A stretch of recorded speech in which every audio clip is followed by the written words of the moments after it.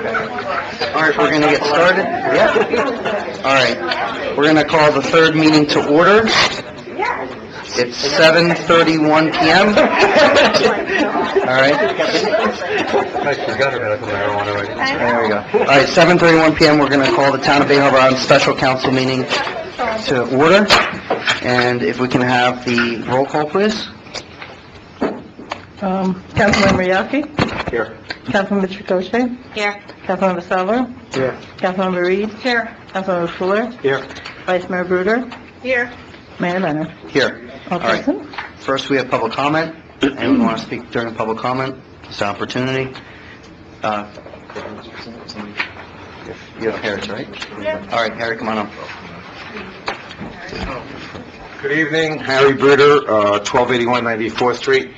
I woke up this morning and I asked my wife, what are you doing today? And she says, she told me so-and-so, and she said she had a council meeting. And for some reason I felt compelled to come up here tonight, and I've been up here over the last 23 years, but, and I'm sometimes against you guys, but I have to say, I'm really, really proud to be a resident of this town. I mean, I've been all over Dade County and Broward County, and this is the best recovery I've ever seen in any place in Florida, and that's a fact. And then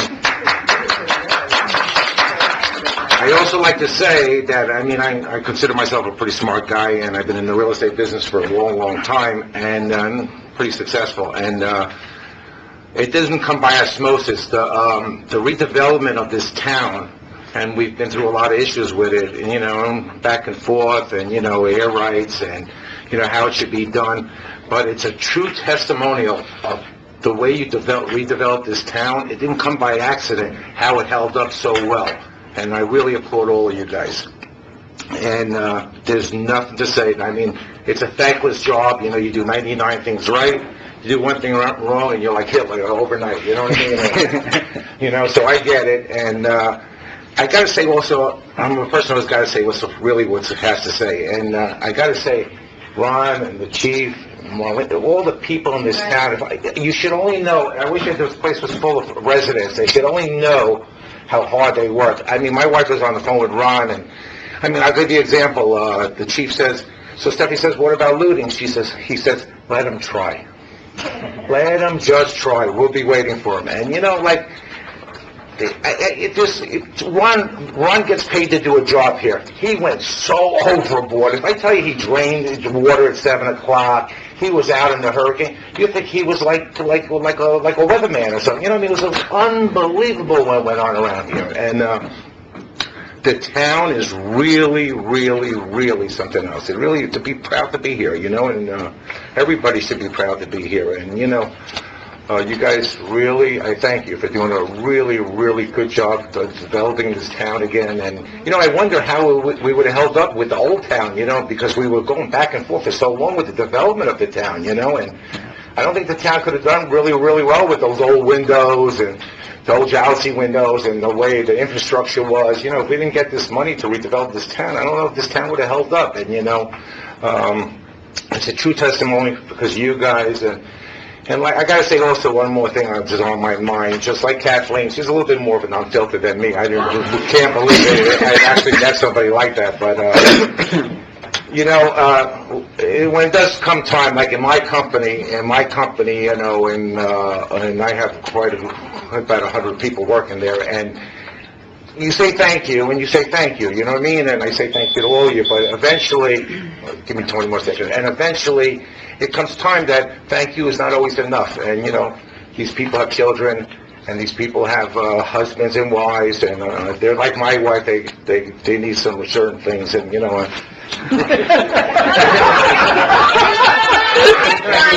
anyways, but anyways, on a serious note, I think when it comes time to compensate, I think compensation should be done, and because they really, I tell you from firsthand, my eyes don't lie, they went way overboard, way overboard. I'm really proud to have people like this working in my Thank you. town. Thank you. Thank you. Okay. All right, next, we have Kathleen Kennedy. Kathleen Yeah, you're next. Kathleen Kennedy, 9118 North, where am I? Westport Harbor Drive. You're not going to stay for the entire meeting? I'm speechless when it comes to this town. It's paradise to me. I was a big critic. I'm no longer a critic. I love this town. I volunteer any time for this town. This man over here, who sits here gracefully every time, sometimes taking abuse, never argues back. Oh my goodness, what he did for this town. I was thinking about him because 9/11 was during the storm. I was thinking about him. And there he is out there at Hurricane Irma doing the exact same thing he was doing at 9/11. Ron, you are the man. You are my hero. I want to give thanks to the police department, chief. I had cash and they didn't have change. Captain Noel went to his pocket and gave me $2. Their Chevron station and that change of $20. Randy McDaniels, you are something else. You are the man. Doug, JC, all of you. Curly, the public works man, everyone, the Marlene. I don't know where to stop. I want to thank the council for the ones that are present who hired this man. You knew what you were doing. You knew who you were hiring. I'm telling you, we got the best here. And thank you. Okay? Thank you for your comments. Thank you, We Kathleen. have Linda Zilber. Come on down. There you go. Public comment. Public comment. Oh, you don't have... I was one of the few that stayed here throughout the hurricane. And to reiterate everything that Kathleen said, I have to say, out in the streets, even Marlene was out there picking up stuff.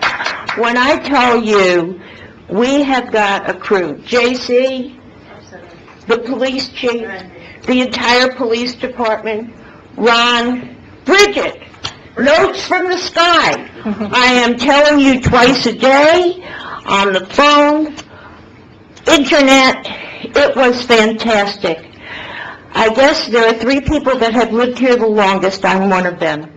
It has never, ever been this good. Thank you. Thank you for your comments. Next we have... Is it? This is Lisa Hernandez. I'm sorry. Liza, sorry. All right, come on. Oh, there you are. Yeah. Hi, Liza Hernandez, 1152 101st Street. First of all, great to see everybody. Haven't seen everybody in a while. Hope you had a wonderful summer. I'd like to reiterate what they said. This town definitely has, Ron's the man. I was out there with Ron, Marlene, and Bridget on Saturday, and I gotta say, I'm a wuss. These guys really did some heavy work cleaning up our bridge, and it was really heartwarming.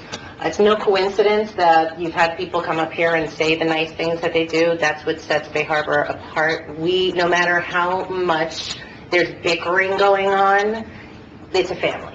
That's the way everybody treats each other in times of need. At least in the 20-some-odd years that I've lived here, that's what I've seen.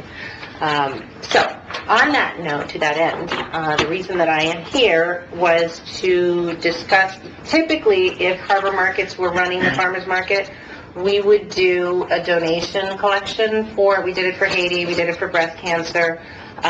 We'd really like to do it for the FIU shelter and the people that are displaced from the Keys that are currently being housed there.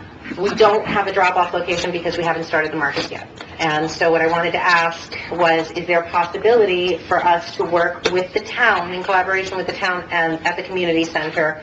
Basically, myself and Janet, we're Harbor Markets, we would pick everything up from the community center either daily or every couple of days.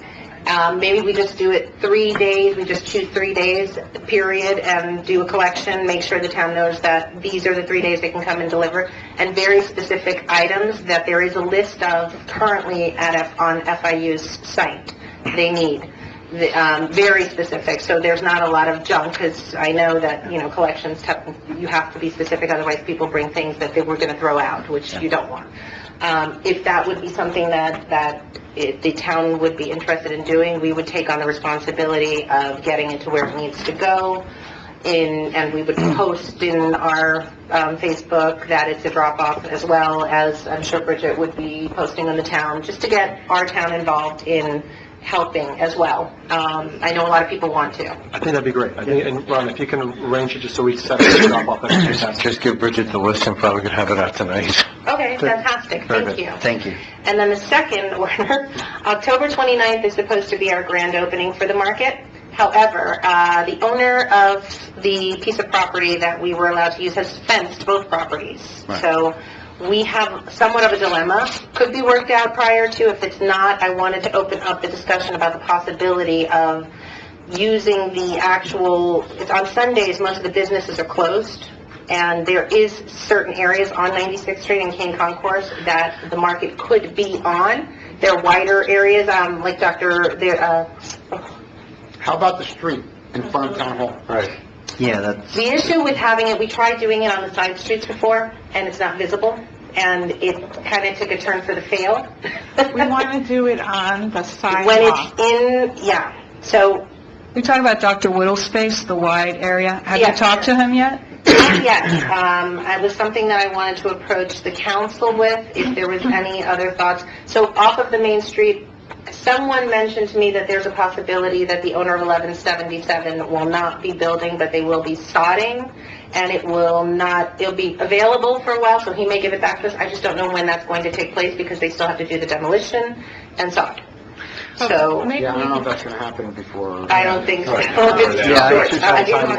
You know, just to keep the dialogue short, I'm sure the council will support any proposal you come up with. Yeah. You know, can we give permission to Ron to approve Absolutely. anything on the street, literally, on the sidewalk, whatever you want? Whatever. What about the last location on the water, the little waterfront lot at 96? Is that also It's fenced off, but additionally, we found at the time that we were using it, it was almost hazardous to having people there, because it's not paved properly, and people are dumping pieces of wood with nails and things. You'll have find the space. You have our- Thank you. we'll talk to, Thank you, guys. okay. Great to see you All again. right, thank you. Have a great night. All right, we have item number, any other public comment? Hearing none, we're going to close that. Go to item number 1, please. Item 1, approval of a proposal from Preferred Government Insurance Trust for property liability and workman's compensation coverage for 2017 and 18 in the amount of $247,867. I have a motion and a second. Any question? Yeah, I have a question. Yeah, go ahead. Is there any way that we can bifurcate workman's comp from property liability and auto?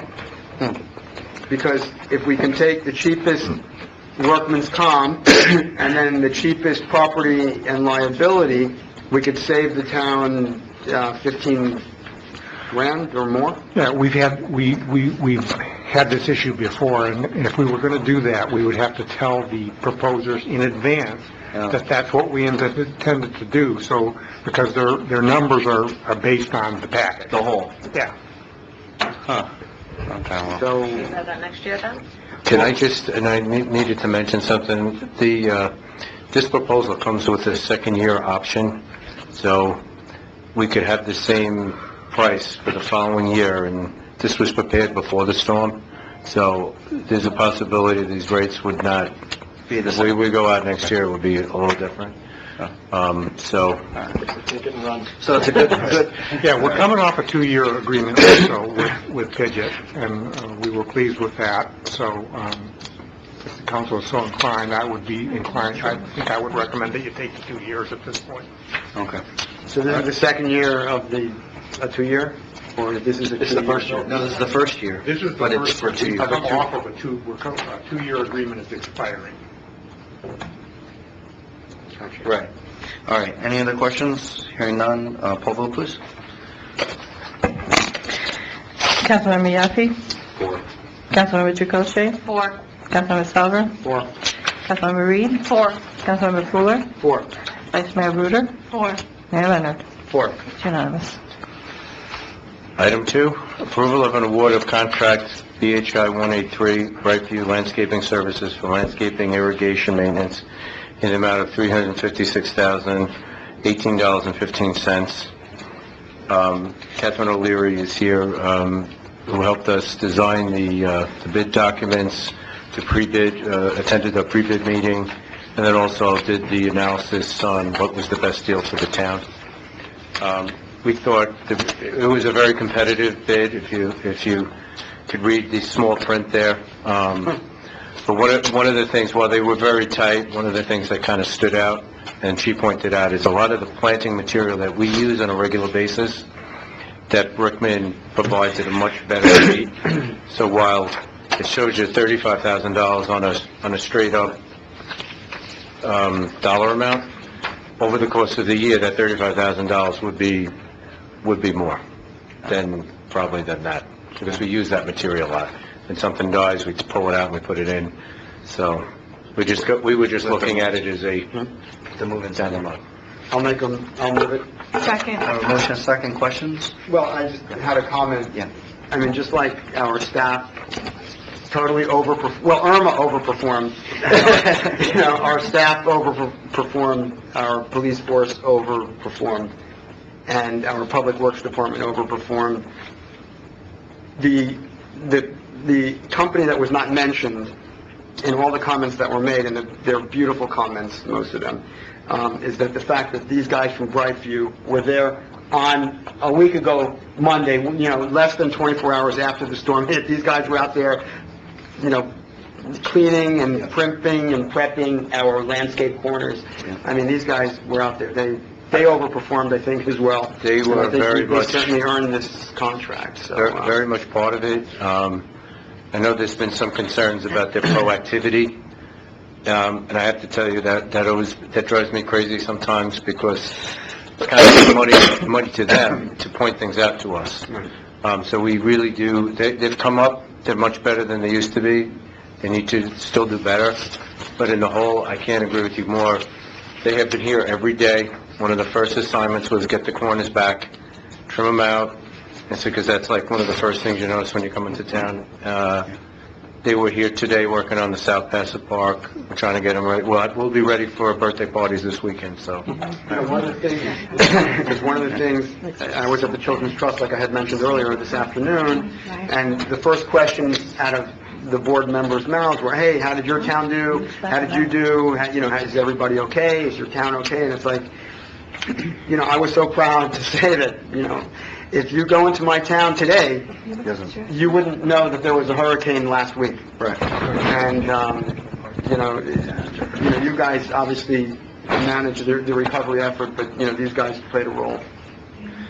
So a motion and a second. I have a comment as well, after you, Bob. Well, I agree with what Isaac said, and I spoke to Ron about this today. I mean, I think Brightview did a great job in the recovery process. I drove through a couple of areas. I was taking a detour through Miami Shores and Biscayne Park or something like that.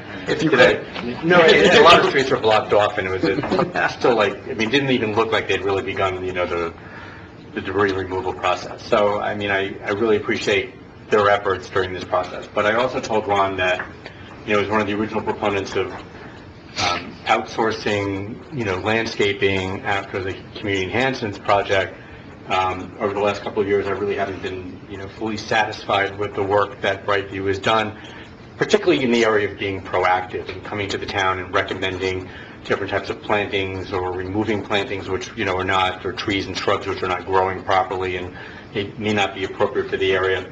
And just seeing conditions, Isaac sees me, I walk to the beach, several times a week. And so on my path, I see certain things and it just sticks with me. And so I've had, some concerns about, again, just really Brightview not being as proactive as they should be, and I'm hopeful that they will be more so in the future.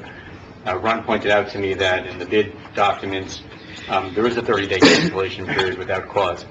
And so based on the fact that we have that, I won't hesitate in the future if I don't see improvement, to bring something before the council. But, with that said, I just hope that it gets back to them that they need to be a little bit more proactive and talk to Ron and to Doug and to JC and other folks in town about, giving recommendations.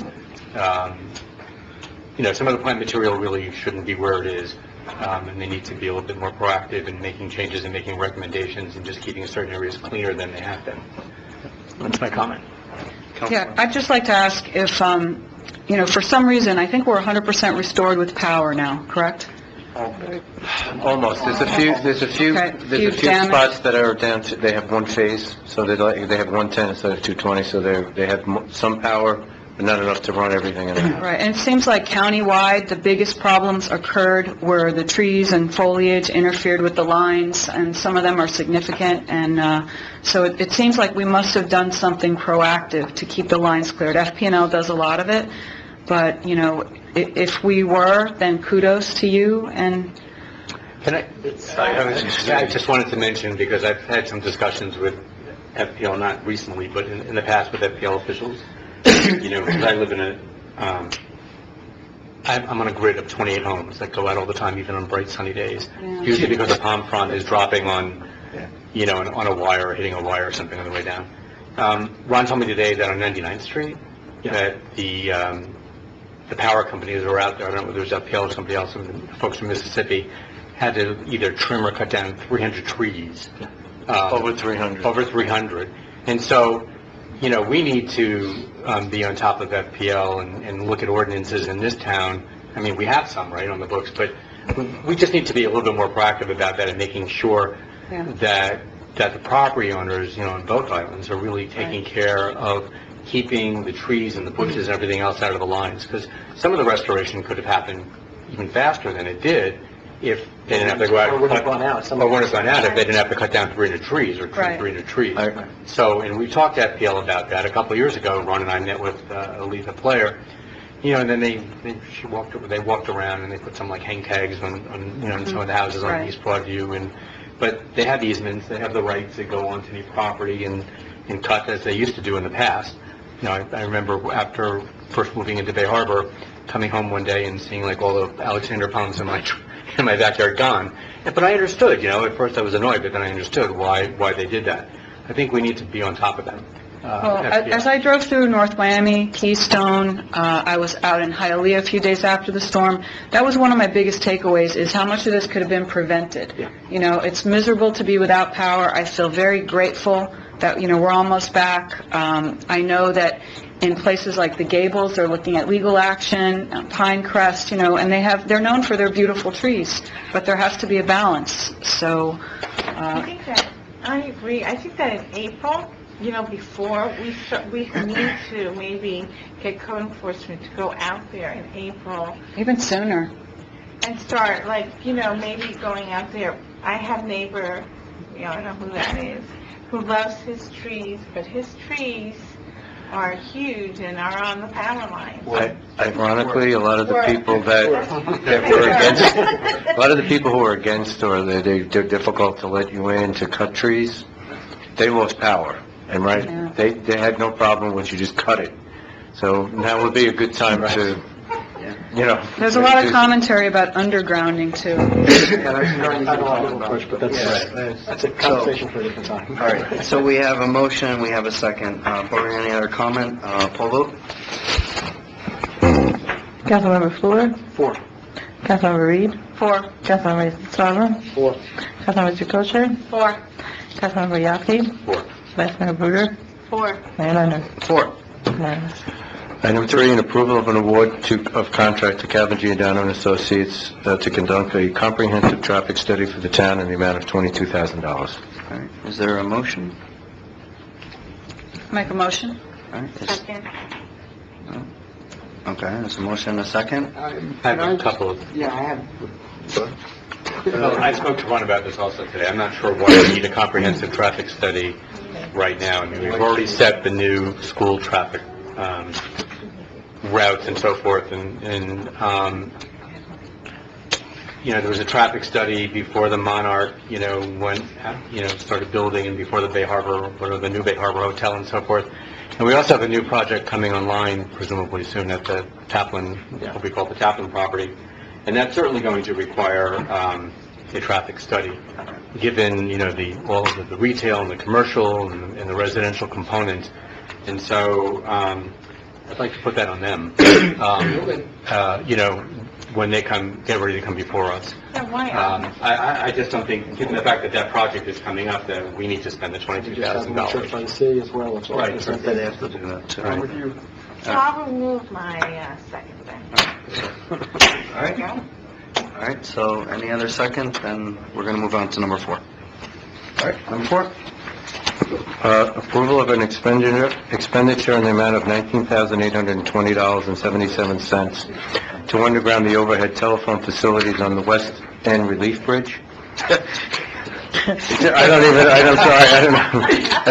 That's the waterway bridge, by the way. Yeah, we know.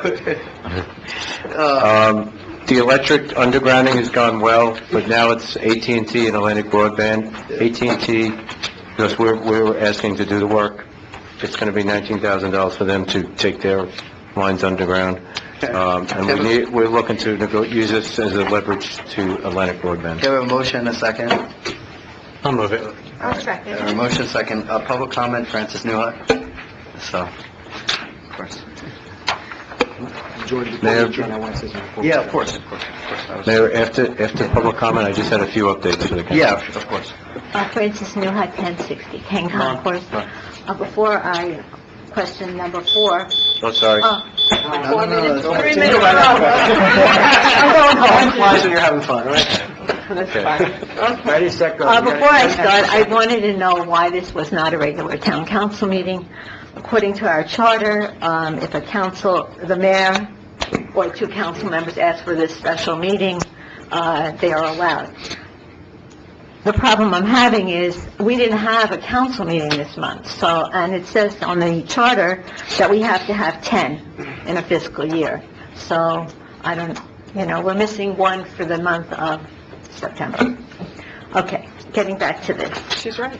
But it's not a council meeting? It's a special council meeting. It has the name of council meeting, yeah. Okay, well, anyway, don't mess up my time, please. Okay, I do go to the DRC meetings with the town planner and with the developers, and many, many times, including Mr. Talbot, I think his name is on the corner there, they want to underground their wiring. And I've heard many times the town planner saying no.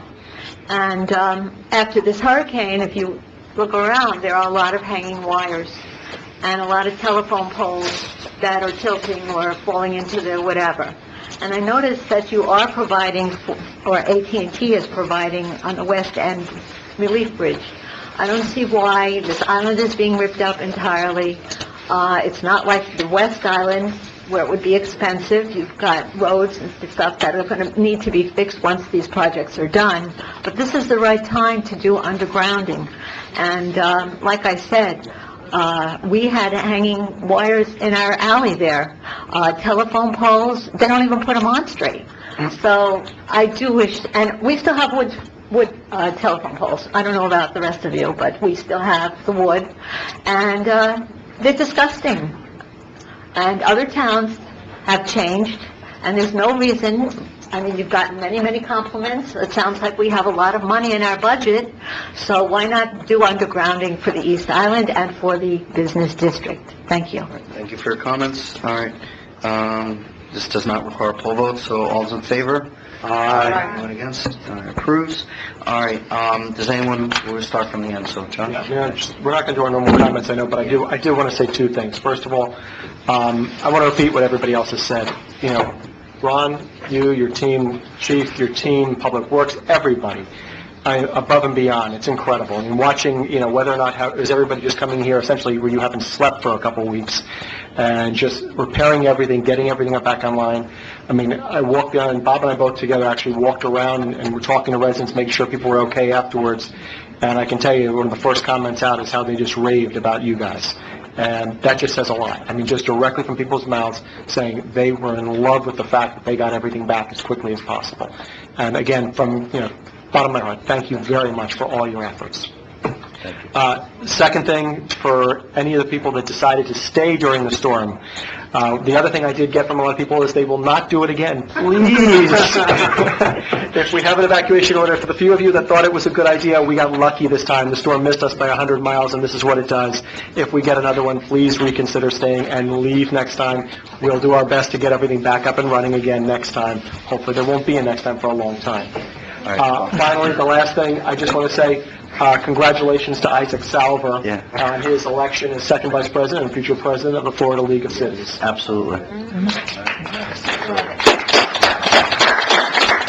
First to Bay Harbor. Absolutely. Bob? So I too wanted to thank Ron and JC and the chief and the lieutenant and Bridget and Marlene, and I wish I could name every employee of the town because, I mean, from top to bottom, every employee of this town has been amazing, both before the storm, preparing for the storm, and during the storm and the cleanup. I did speak with Ron a number of times, during that weekend of the storm. I felt like it was bothering you, but no, but seriously, but you had a lot of information.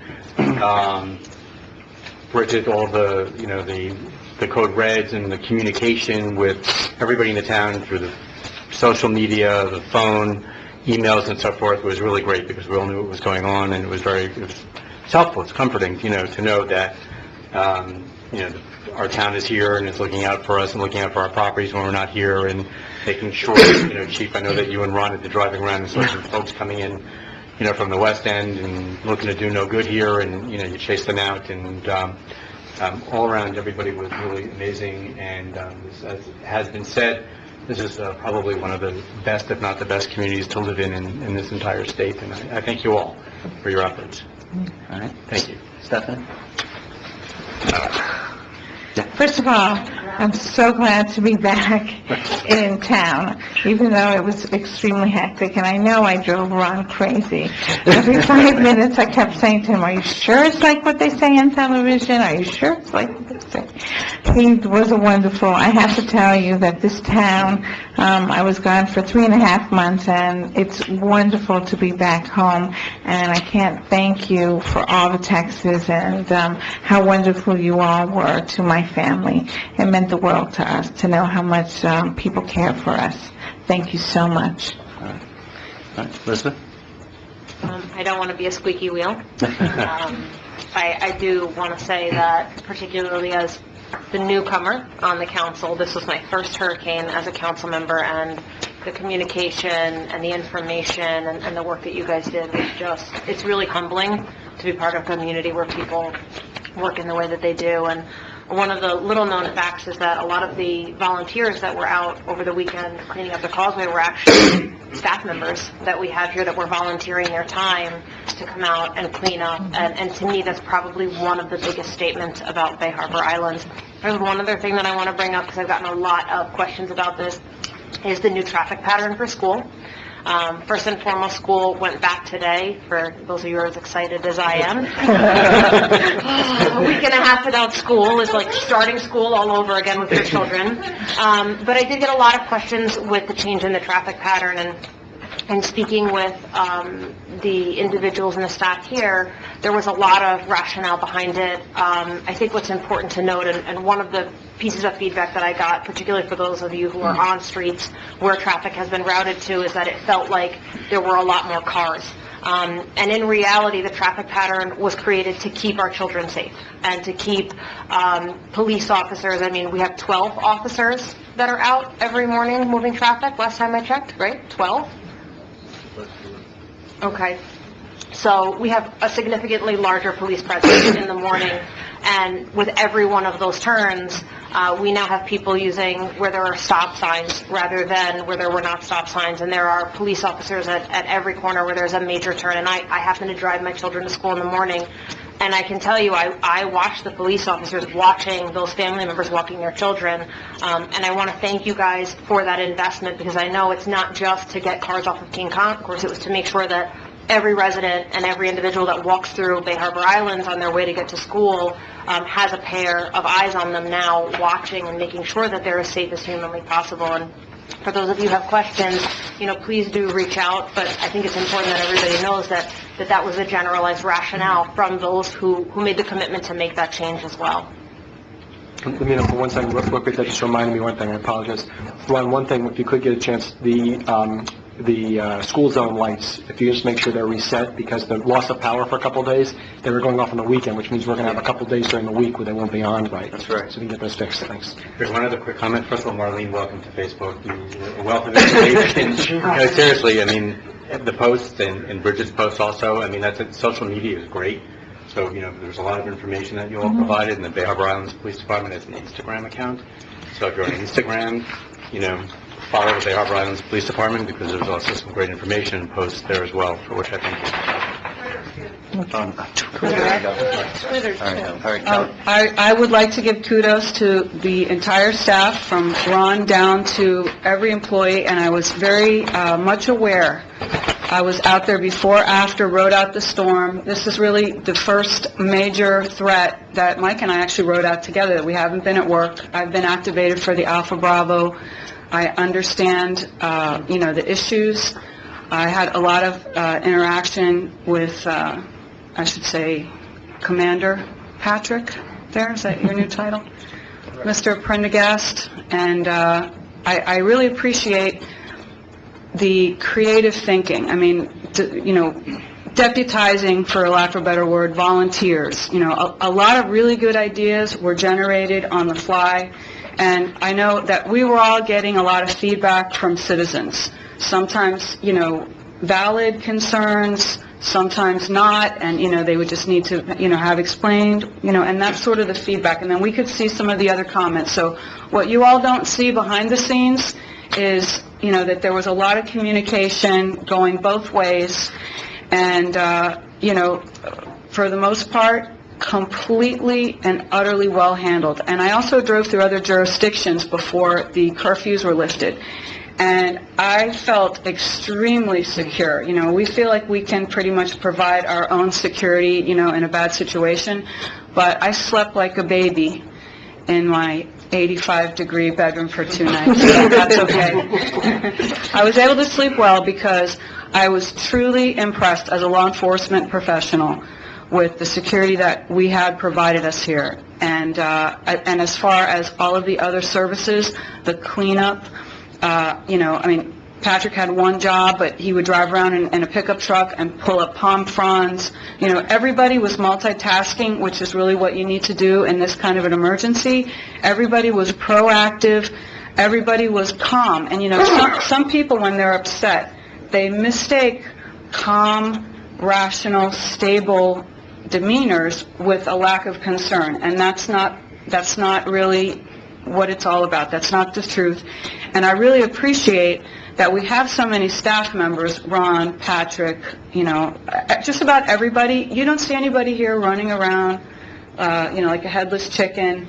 And that is a very calming attribute, and it's a very, very secure feeling that it gives to the citizens there. So I appreciate you all for handling, sometimes, the concerns, and for coming out on the other end really with excellent results, a wonderful outcome. And, there are many people, you'll hear concerns, but in the end, you made lemonade, delicious sweet lemonade out of some lemons, and you just shined, all of you. So please pass it along to those who are not here. Yeah, can I just say one thing that's actually unrelated to the storm, but it is related to the last meeting that we had, and I'm not 100% in agreement with you, with your, Frank, your assessment about the communications bill. Did you do any research between last meeting and this meeting on the communications bill? Yeah, we did. We certainly did. We also called Gary as well. I haven't been able to. Can you just, I wasn't at the last meeting, so can you just... Sure. The issue is what the utilities are able to do within our municipal borders. And we have certain language contained already, which he drafted, that is quite restrictive. I tried reaching out to him. I haven't heard back from him. And as soon as I do, I will report back to you. But quite honestly, he drafted the ordinances from my initial look, and I'm not an expert in this. And there's certain areas I will tell you and defer to the experts that it did appear to have his language in it that would be restrictive, but I don't know until I hear back from him. And I know a lot of people aren't back online until today. Is there a deadline? And is there a deadline that we need to comply with as a municipality in order to come up either a moratorium or legislation relating to these, like specifically 5G equipment? I will certainly find out. I don't have the answer for you. I wish I did, and quite honestly, I didn't want to take a stab at something that I don't feel like I'm the best person for it. Because So as soon as I can't imagine not talking to him tomorrow. I know so many offices were offline. Right. And I've left a couple messages. I can't There's a imagine. deadline, that would be... Well, that's right. If there's a deadline and we missed it, I know that There's not a deadline that I'm aware of. Okay, and I but did look if into if there is, we have a meeting set for budget, we can actually try and piggyback next week if need be. Right, because I know that Tampa passed a moratorium, just like we did for, potential marijuana legislation. I think, if anything, get language for a moratorium, that we could pass a moratorium, so at least we'll have a moratorium on communications, because, there's one resident in particular that's just sending me article after article about 5G technology, and there's two potential problems with it. One is the equipment itself that could be very large and unsightly aesthetically, and she sent me just a bunch of studies about the technology that's employed by 5G communications, and it's like microwave technology, and there are studies that have been done that reveal cancer clusters and stuff like that. So I'm not sure any of that is true, but I'm not sure any of that is false. Okay. And I think it's incumbent upon us as the governing body of municipalities to understand it and legislate properly regarding that. So, Any other comments? just that you guys are great. Love you all. see you for Maria. I hope not. I really hope not. Move to adjourn. No, I have a few comments. I know Ron wants to make a few mentions before we adjourn. I have to say that, last time we had a hurricane, I was a staffer, and now coming back and not just being on the council, but being the mayor, it happens to be, the last week and a half has been truly surreal. I have to mimic what everyone else has said. I mean, what Ron and Marlene and the chief and everyone, Patrick, and I mean, all the way down to, even the guys that are literally on the pickup truck cleaning. Everyone has really performed beyond my expectations. A lot of people don't know how much work really goes into volunteering in a time of emergency. And, of course, your first priority is your own family. And I got to tell you how many times where it just, where it was just conference call after call, texting, sending emails. I can tell you firsthand, because again, most people don't know this, but, we've had constant contact, daily contact with a lot of the powers that be at much higher levels to make sure that if we needed resources, we had those resources. I can tell you, and definitely kudos to Governor Scott. He's been available daily. In fact, the first conference call we had, he gave, here's my, he just blurted out and said, here's our personal cell phone number, here's all the cell phone numbers for my entire staff. If you have any issues, questions, whatever we can do, we're available. Today I was on the phone with FEMA working out, hopefully getting actual people on the ground to have process claims, because right now they don't have that yet. I can tell you our Congresswoman's office has been available daily. Our county commissioner and her staff has been available daily.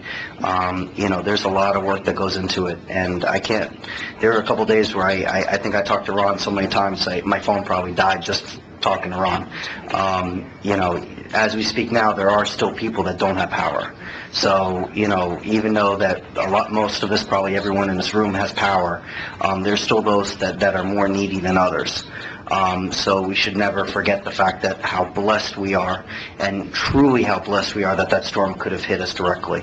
It takes a lot of pride and and a lot of happiness and joy to know that the storm didn't hit, but even more so to know that everyone, with the exception of a few that you should have left, that mostly everyone really did leave.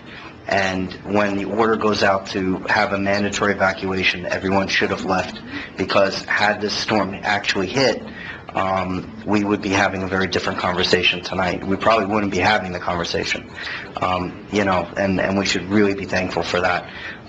That being said, Ron, I have to tell you personally, I have to say publicly, I am I'm very happy that you're here. I'm happy that you're still here after over 10 years. And I can't think of anyone I'd rather have been our manager at this time of need than you. And I thank you and our staff for that. You really, when we left, you were the one that made sure that we had everything, protected. For our town, we should know that we had no deaths, we had no serious injuries, we had no reports of vandalism as far as looting. Not one case of looting in our entire municipality. And that goes because of everyone. And even on the small level, just break it down. When you walk outside of your house, and I saw Ron with the leaf blower on 97th Street, that goes to show you that everyone chipped in. When Marlene was volunteering on the causeway, everyone chipped in. And it's not just any one person, it's your entire team. And that really says a lot, because in most cities, everyone is about their job. And in Bay Harbor, it's about family. And I've always said this, people come here, and it's funny because when you work in government, some people move around. I moved around. People come to Bay Harbor, they don't go for another job. It's a career. They retire here.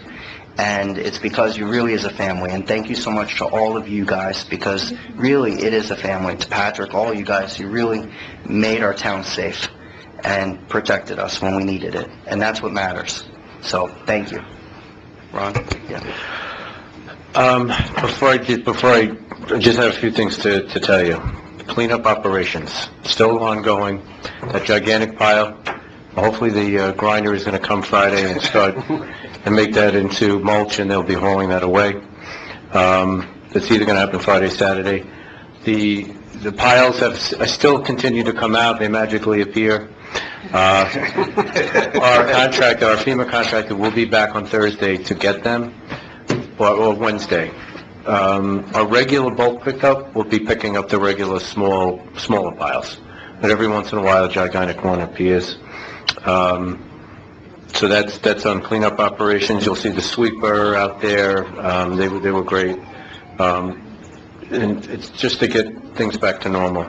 98th Street Park will be open tomorrow at 12. The splash pad has been installed. Hard to believe through all this.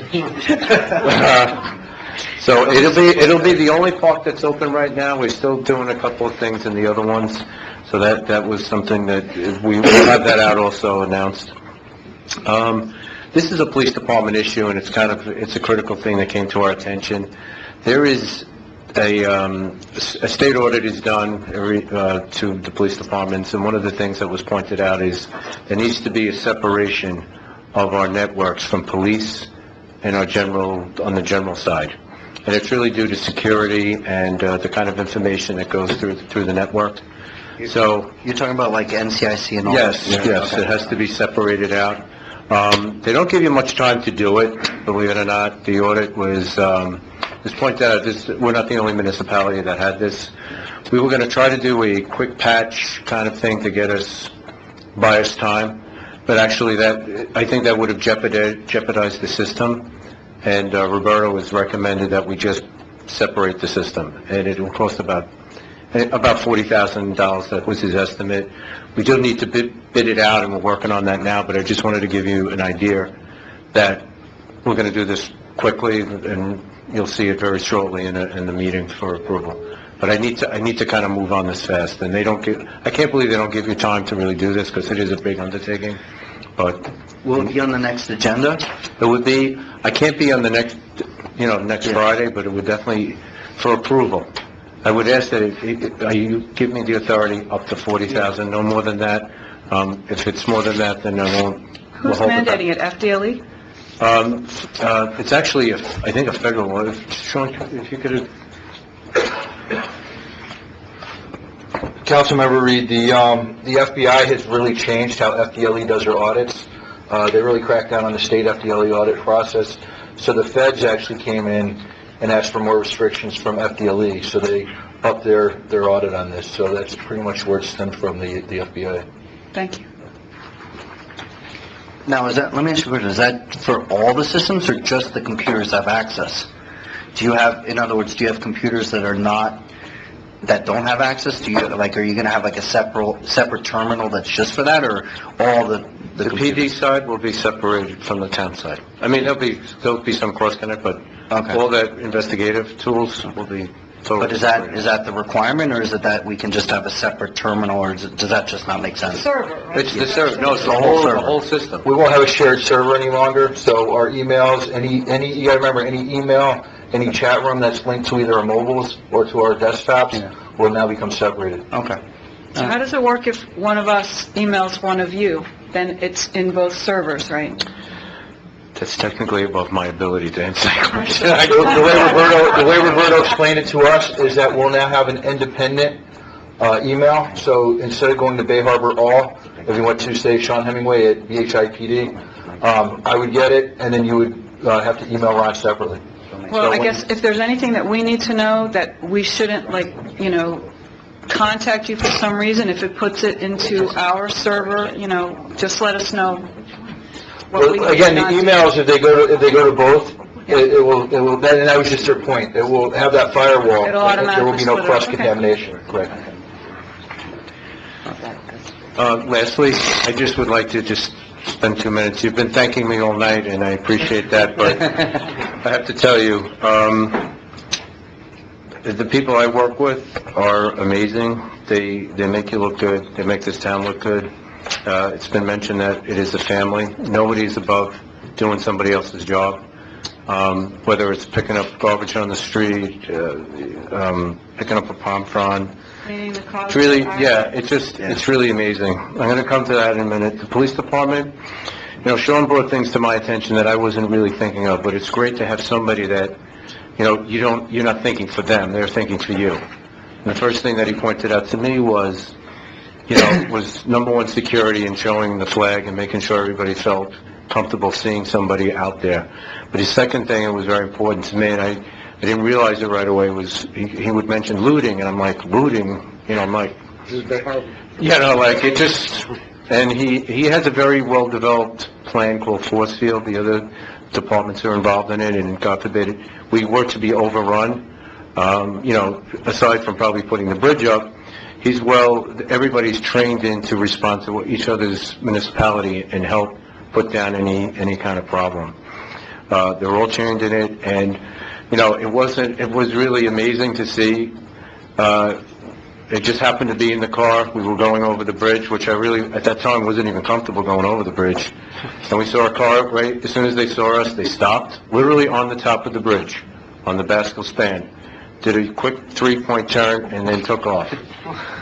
We pulled them over Trump pulled them over by the gas station, and they definitely had no business being out, number one, in a car. They were so suspicious it wasn't funny. Only that we were practically getting blown off the street that we said just stay out of the town, and off they went. Although we did let North Miami know they were coming their way. One of the things that came out of this was Code Red. I mean, we're kind of gingerly used it in the past. I don't think we could have used it anymore, and everybody now kind of is an expert at it. Public Works, we don't get charged by the Code Red. You might want to adjust the budget for that. No, actually, we don't, thank God. Public Works, they're really the guys that you don't see them all the time, but nobody worked as hard as these guys outside of a car. I think one of the hardest things I saw them do was put together the flood panels over at the garage. It was the first time we did it. It took 2 days to do it. Randy and Doug were out there. The heat that they were enduring, it was amazing they weren't dropping right there on the street. And this went on all through the entire the storm. I couldn't ask them anything that they wouldn't say. They would just do it. There was no hesitation, there was no sour pusses, they just did it, and, you know, Randy, I really appreciate you and Doug and all the effort you guys had. It was amazing. The staff here, I didn't have to ask Marlene, I didn't have to ask Alba, I didn't have to ask Bridget, I didn't have to ask anybody to go out and help me. They just came out and they were asking me, you know, I know you're going to be out there, can I help you? And after the long days that were going on, it was really nice to know, and, you know, that's the kind of people I work with. So it's a pleasure to come to work. And our volunteers, they were amazing. I mean, they were really, the surprising one was on Saturday. We had one of our real estate agents show up with his whole crew, the Blue Man crew. Most of them didn't speak English, but they knew what to do. They worked nonstop. At one point, a storm came through, and nobody even hesitated. It wasn't even like, just keep going, just keep going. And it was a pleasure. So, JC, you talk about, he's now an emergency debris removal specialist. Sometimes you wouldn't recognize him because he wouldn't shave for a few days, so it kind of like, it was hard to see him in there, but... It was the shorts that threw me off. Listen, if it wasn't for him and getting this company in place, he had their people here before the storm actually hit. And that's the reason why this was a success, because they were here, deployed, there was no fooling around. They were just amazing. So I thank you. You don't have to thank me, you gotta thank them. That's really... Thank you.